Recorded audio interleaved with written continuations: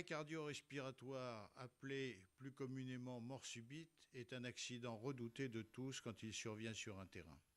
Il s'agit d'un joueur ou d'un ami qui tombe brutalement, sans aucun choc, et chez lequel on ne retrouve plus ni pouls ni respiration. Rechercher le pouls, le plus simple, c'est de repérer les carotides juste sous l'angle de la mâchoire.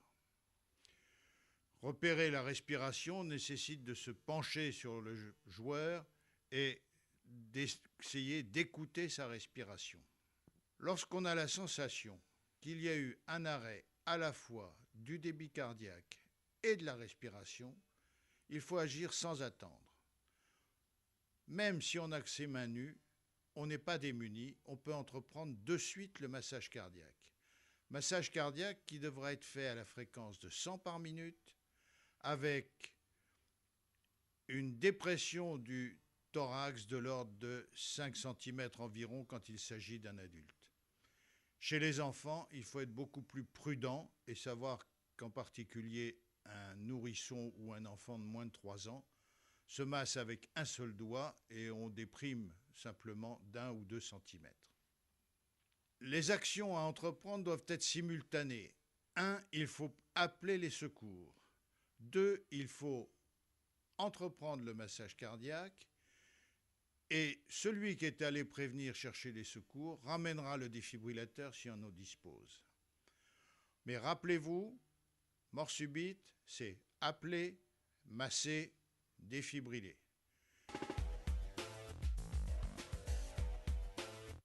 Il faut d'abord dénuder la poitrine du patient. Ensuite, on va placer les deux mains sur une ligne qui rejoint les deux mamelons. La première main vient se placer à plat, la deuxième main se met dans l'angle entre le poignet et l'avant-bras.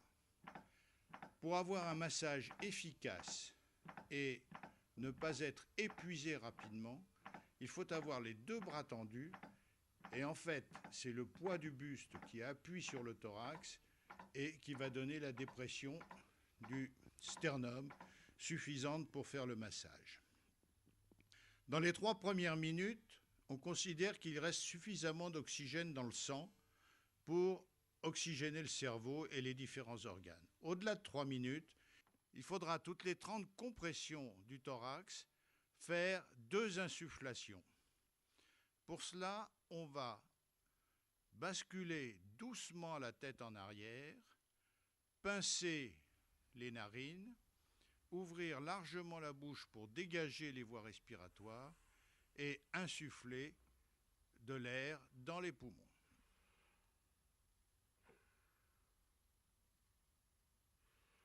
Pendant que l'on a commencé ces premières manœuvres de massage cardiaque, un des spectateur est allé chercher le défibrillateur.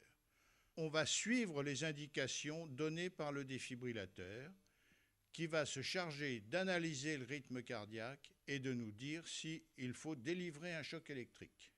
Il y a 2 électrodes qui vont être placées respectivement l'une sous la clavicule droite, l'autre dans le flanc gauche. Les électrodes sont enduites sur une de leurs faces d'un gel conducteur qui permet un meilleur contact entre l'électrode et la peau. Mise en route de l'appareil. Appliquez les électrodes sur la poitrine nue du patient. Appliquez les électrodes. Branchez le connecteur.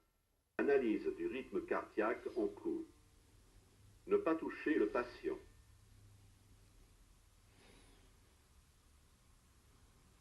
Choc recommandé.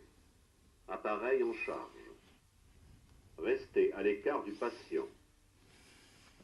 Délivrez le choc maintenant. Appuyez sur la touche orange maintenant. Choc délivré. Analyse du rythme cardiaque en cours. Ne pas toucher le patient. La délivrance du choc de défibrillation n'entraîne pas toujours un résultat favorable dès la première intervention. Et il faudra parfois répéter ces chocs 2 ou 3 fois. L'appareil va vous guider dans la répétition de ces chocs et dans la reprise du massage cardiaque entre les différents chocs. Deuxième chose, il faut savoir que si 80% des arrêts cardio-respiratoires sont d'origine cardiaque, il en existe au moins 20% qui ne relèvent pas du choc de défibrillation. Dans ce cas, le défibrillateur refusera de défibriller et ne délivrera pas de choc.